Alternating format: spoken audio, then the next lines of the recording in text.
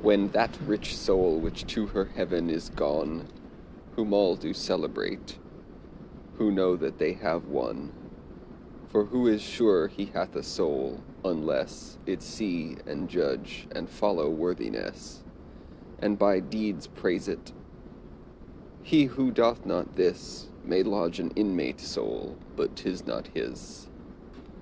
When that Queene ended here her progress time, and as to her standing house to heaven did climb, where loath to make the saints attend her long, she's now a part both of the Quire and song. This world in that great earthquake languished, for in a common bath of tears it bled, which drew the strongest vital spirits out, but succour'd thee with a perplexed doubt, whether the world did lose or gain in this, because since now no other way there is, but goodnesse to see her, whom all would see, all must endeavour to be as good as she. This great consumption to a fever turned, and so the world had fits, it joyed, it mourned. And as men think that eggs physic are, and the egg being spent, give over care, so thou sick world mistakest thyself to be well, when, alas, thou'rt in a lethargy. Her death did wound and tame thee then, and then thou mightst have better spared the son or man. That wound was deep, but 'tis more misery that thou hast lost thy sense and memory. 'Twas heavy then to hear thy voice of moan, but this is worse, that thou art speechless grown. Thou hast forgot thy name, thou wast nothing but she, and her thou hast o'erpassed. For as a child kept from the font, until a prince expected long, come to fulfill the ceremonies, thou unnamed hadst laid, had not her coming thee her palace made. Her name defined thee, gave thee form and frame, and thou forget'st to celebrate thy name. Some months she hath been dead, but being dead, measures of times are all determined. But long she hath been away, long, long, yet known offers to tell us who it is that's gone. But as in states doubtful of future heirs, when sickness without remedy impairs the present prince, there loath it should be said, the prince doth languish, or the prince is dead. So mankind feeling now a general thaw, a strong example gone, equal to law, the cement which did faithfully compact and give all virtues, now resolved and slacked, thought it some blasphemy to say she was dead, or that our weakness was discovered in that confession. Therefore spoke no more than tongues, the soul being gone, the loss deplore. But though it be too late to succour thee, sick world, yea, dead, yea, putrefied, since she, thy intrinsic balm and thy preservative, can never be renewed, thou never live. I, since no man can make thee live, will try what we may gain by thy anatomy. Her death hath taught us dearly that thou art corrupt immortal in thy purest part. Let no man say, the world itself being dead, 'tis labor lost to have discovered the world's infirmities, since there is known alive to study this dissection. For there's a kind of world remaining still, though she which did inanimate and fill the world be gone, yet in this last long night her ghost doth walk, that is, a glimmering light. A faint weak love of virtue and of good reflects from her on them which understood her worth, and though she have shut in all day, the twilight of her memory doth stay, which from the carcass of the old world free creates a new world, and new creatures be produced, the matter and the stuff of this, her virtue, and the form our practice is. And though to be thus elemented arm these creatures from home-born intrinsic harm, for all assumed unto this dignity, so many weedless paradises be, which of themselves produce no venomous sin, except some foreign serpent bring it in. Yet, because outward storms the strongest break, and strength itself by confidence grows weak, this new world may be safe. This new world may be safer, being told the dangers and diseases of the old. For with due temper men do then forego, or covet things when they their true worth know. There is no health. Physicians say that we, at best, enjoy but a neutrality. And can there be worse sickness than to know that we are never well, nor can be so? We are born ruinous. Poor mothers cry that children come not right, nor order lie, except they headlong come and fall upon an ominous precipitation. How witty's ruin, how importunate upon mankind, it labored to frustrate even God's purpose, and made woman, sent for man's relief, cause of his languishment. They were to good ends, and they are so still, but accessory and principal in ill. For that first marriage was our funeral. One woman at one blow then killed us all, and singly one by one they kill us now. We do delightfully ourselves allow to that consumption, and profusely blind we kill ourselves to propagate our kind. And yet we do not that, we are not men. There is not now that mankind which was then, when as the sun and man did seem to strive, joint tenants of the world, who should survive, when stag and raven and the long-lived tree, compared with man, died in minority. When, if a slow-paced star had stolen away from the observer's marking, he might stay 200 or 300 years to see again, and then make up his observation plain.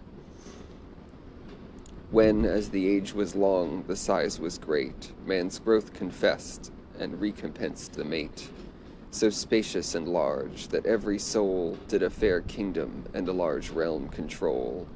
And when the very stature thus erect did that soul a good way towards heaven direct, where is this mankind now, who lives to age, fit to be made Methusalem his page?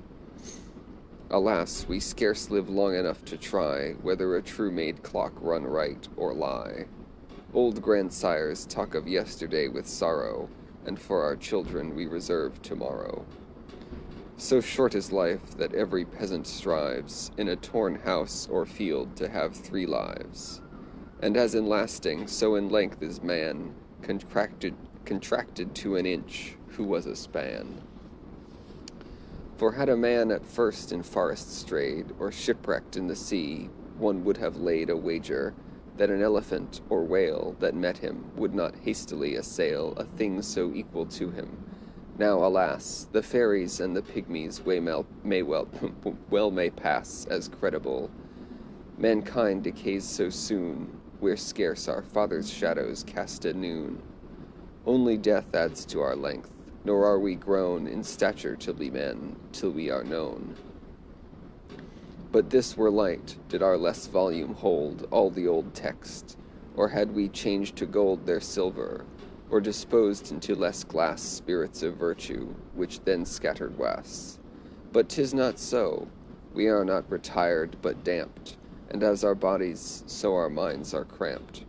'Tis shrinking, not close weaving, that hath thus, in mind and body both bedwarfed us.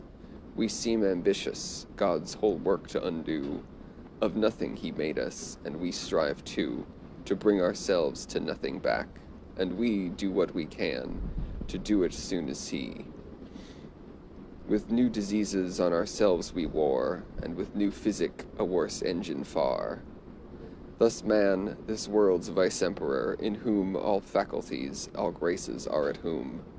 And if in other creatures they appear, they're but man's ministers and legates there, to work on their rebellions, and reduce them to civility and to man's use. This man whom God did woo, and loth to attend till man came up, did down to man descend. This man so great, that all that is his, oh what a trifle and poor thing he is. If man were anything, he's nothing now. Help, or at least some time to waste, allow this other wants, to his other wants. Yet when he did depart, with her whom we lament, he lost his heart. She of whom the ancients seem to prophesy, when they called virtues by the name of Shee, she in whom virtue was so much refined, that for allay unto so pure a mind she took the weaker sex, she that could drive the poisonous tincture and the stain of Eve out of her thoughts and deeds, and purify all by a true religious alchemy. She is dead, she's dead. When thou knowest this, thou knowest how poor a trifling thing man is, and learn'st thus much by our anatomy, the heart being perished, no part can be free, and that except thou feed, not banquet, on the supernatural food, religion, thy better growth grows withered and scant.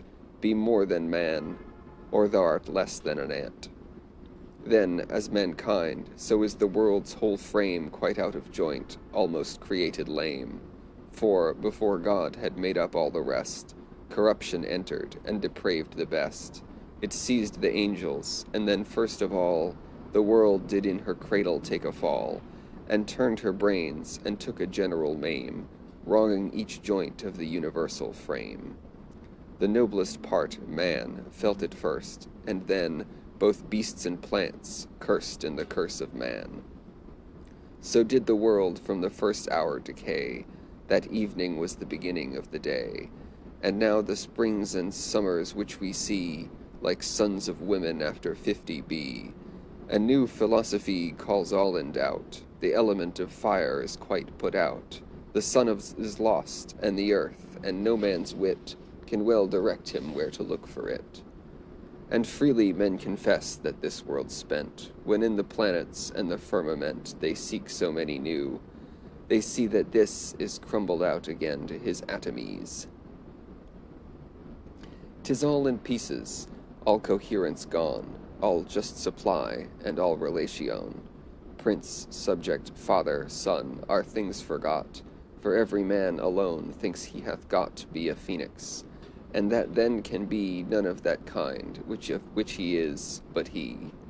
This is the world's condition now, and now she that should all parts to reunion bow, she that had all magnetic force alone, to draw and fasten sundered parts in one, she whom wise nature had invented then, when she observed that every sort of men did in their voyage in this world's sea stray, and needed a new compass for their way, she that was best and first original of all fair copies, and the general steward to fate, she whose rich eyes and breast gilt the West Indies, and perfumed the East, whose having breathed in this world did bestow spice on those isles, and bade them still smell so, and that rich Indy which doth gold inter, is but as single money, coined from her.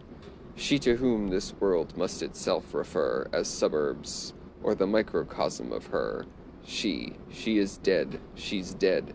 When thou knowest this, thou know'st how lame a cripple this world is, and learn'st this much by our anatomy, that this world's general sickness doth not lie in any humour or one certain part, but as thou sawest it rotten at the heart, thou seest a hectic fever hath got hold of the whole substance, not to be controlled, and that thou hast but one way not to admit the world's infection to be none of it.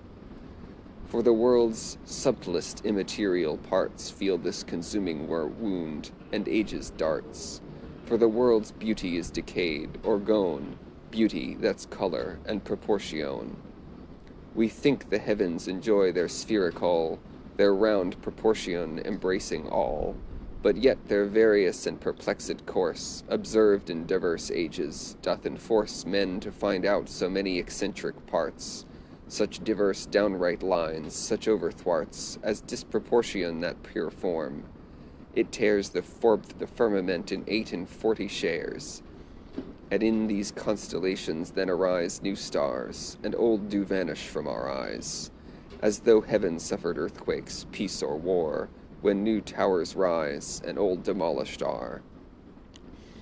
They have impaled within a zodiac the free-born sun, and keep 12 signs awake to watch its steps, the goat and crab control, and fright him back, who else to either pole, did not these tropics fetter him, might run. For his course is not round, nor can the sun perfit a circle, or maintain his way 1 inch direct. But where he rose today he comes no more, but with a cousining line steals by that point, and so is serpentine. And seeming weary with his reeling thus, he means to sleep, being now fallen nearer us. So of the stars which boast that they do run in circles still, none ends where he begun.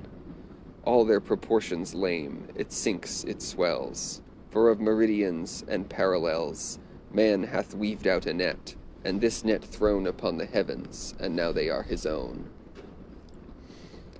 Loath to go up the hill, or labor thus to go to heaven, we make heaven come to us.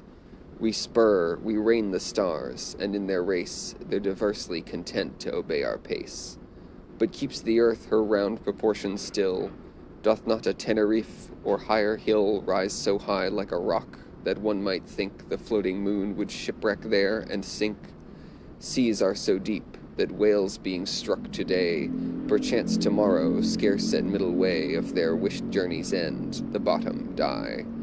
And men, to sound depths, so much line untie, as one might justly think that there would rise, at the end thereof, one of the antipodes. If under all a vault infernal be, which sure is spacious, except that we invent another torment, that there must millions into a straight hot room be thrust, then solidness and roundness have no place. Are these but warts and pockholes in the face of the earth? Think so, but yet confess, in this the world's proportion disfigured is, that these 2 legs whereon it doth rely, reward and punishment are bent awry. And oh, it can no more be questioned. And oh, it can no more be questioned that beauty's best proportion is dead, since even grief itself, which now alone is left us, is without proportion. She by whose lines proportion should be examined, measure of all symmetry, whom had that ancient seen, who thought souls made of harmony, he would at next have said that harmony was she, and thence infer that souls were but resultances from her, and did from her into our bodies go, as to our eyes the forms from objects flow. She, who if those great doctors truly said that the ark to man's proportions was made, had been a type for that, as that might be a type of her in this, that contrary, both elements and passions lived at peace in her, who caused all civil war to cease. She, after whom what form fore'er we see is discord and rude incongruity, she is dead, she's dead, when thou know'st this, thou know'st how ugly a monster this world is, and learn'st thus much by our anatomy, that here is nothing to enamour thee, and that not only faults in inward parts, corruptions in our brains or in our hearts, poisoning the fountains whence our actions spring, endanger us, but that if everything be not done fitly and in proportion to satisfy wise and good lookers on, since most men be such as most thinks they be, they're loathsome too, by this deformity. For good and well we must in our actions meet, wicked is not much worse than indiscreet, but beauty's other second element, colour and lustre now, is as near spent, and had the world his just proportion, were it a ring still, yet the stone is gone, as a compassionate tortoise which doth tell by looking pale, as a compassionate turquoise which doth tell by looking pale, the wearer is not well, as gold falls sick being stung with mercury, all the world's parts of such complexion be. When nature was most busy the first week, swaddling the newborn earth, God seemed to like that she should sport herself sometimes, and play, to mingle and vary colors every day, and then, as though she could not make enough, himself his various rainbow did allow. Sight is the noblest sense of any one, yet sight hath only colour to feed on, and colour is decayed, Summer's robe grows dusky, and like an oft-dyed garment shows. Our blushing red, which used in cheeks to spread, is inward sunk, and only our souls are red. Perchance the world might have recovered, if she whom we lament had not been dead, but she, in whom all white and red and blue, beauty's ingredients, voluntary grew, as in an unvexed paradise, from whom did all things verdure, and their lustre come, whose composition was miraculous. Whose composition was miraculous, being all color, all diaphanous. For air and fire but thick gross bodies were, and liveliest stones but drowsy, and pale to her. She is dead, she's dead. When thou know'st this, thou know'st how wan a ghost this our world is, and learn'st thus much by our anatomy, that it should more affright than pleasure thee, and that, since all fair color did then strike, and that, since all fair color did then sink, 'tis now but wicked vanity to think to color vicious deeds with good pretence, or with bought colors to elude men's sense. Nor in aught more this world's decay appears, than that her influence the heaven forbears, or that the elements do not feel this, the father or the mother barren is. The clouds conceive not rain, or do not pour, in the due birth time, dower the balmy shore. The air doth not motherly sit on the earth, to hatch her seasons, and give all things birth. Spring times were common cradles, but our tombs, and false conceptions filled the general wombs. The air shows such meteors as none can see, not only what they mean, but what they be. Earth such new worms as would have troubled much the Egyptian mages to have made more such. What artist now dares boast that he can bring heaven hither, or constellate anything, so as the influence of those stars may be imprisoned in an herb, or charm, or tree, and do by touch all which those stars could do? The art is lost, and correspondence too. For heaven gives little, and the earth takes less, and man least knows their trade and purposes. If this commerce twixt heaven and earth were not embarred, and all this traffic quite forgot, she, for whose loss we have lamented thus, would work more fully and powerfully on us, since herbs and roots by dying lose not all, but they, yea, ashes too, are medicinal. Death could not quench her virtue so, but that it would be, if not followed, wondered at, and all the world would be one dying swan, to sing her funeral praise, and vanish then. But as some serpent's poison hurteth not, except it be from the live serpent shot, so doth her virtue need her here, to fit that unto us, she working more than it. But she, in whom to such maturity virtue was grown past growth that it must die, she, from whose influence all impressions came, but by receiver's impotencies lame, who, though she could not transubstantiate all states to gold, yet gilded every state, so that some princes have some temperance, some counselors some purpose to advance the common profit, and some people have some stay, no more than kings should give to crave. Some women have some taciturnity, some nunneries some grains of chastity. She that did thus much, and much more could do, but that our age was iron, and rusty too. She is dead, she's dead. When thou knowest this, thou know'st how dry a cinder this world is, and learn'st thus much by our anatomy, that 'tis in vain to do or mollify it with thy tears, or sweat, or blood. Nothing is worth our travail, or grief, or perishing, but those rich joys which did possess her heart, of which she's now partaker and a part.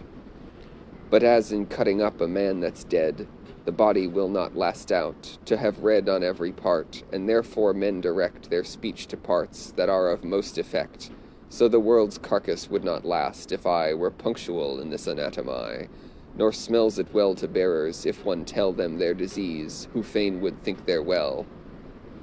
Here therefore be the end, and blessed maid, of whom is meant whatever hath been said, or shall be spoken well by any tongue. whose name refines coarse lines, and makes prose song. Accept this tribute, and his first year's rent, who till his dark short taper's end be spent, as oft as thy feast sees this widowed earth, will yearly celebrate thy second birth, that is, thy death. For though the soul of man be got where man is made, 'tis born but then, when man doth die. Our bodies as the womb, and as a midwife death directs at home. And you her creatures, whom she works upon, and have your last and best concoction from her example and her virtue, if you, in reverence to her, do think it due, that no one should her praises thus rehearse, as matter fit for chronicle, not verse. Vouchsafe to call to mind that God did make a last and lastingst piece, a song. He spake to Moses to deliver unto all that song, because he knew that they would. He spake to Moses to deliver unto all that song, because he knew that they would let fall the law, the prophets, and the history, but keep that song still in their memory. Such an opinion in due measure made me this great office boldly to invade, nor could incomprehensibleness deter me from thus trying to imprison her, which, when I saw that a strict grave could do, I saw not why verse might not do so too. Verse hath a middle nature, heaven keeps souls, the grave keeps bodies, verse the fame enrolls.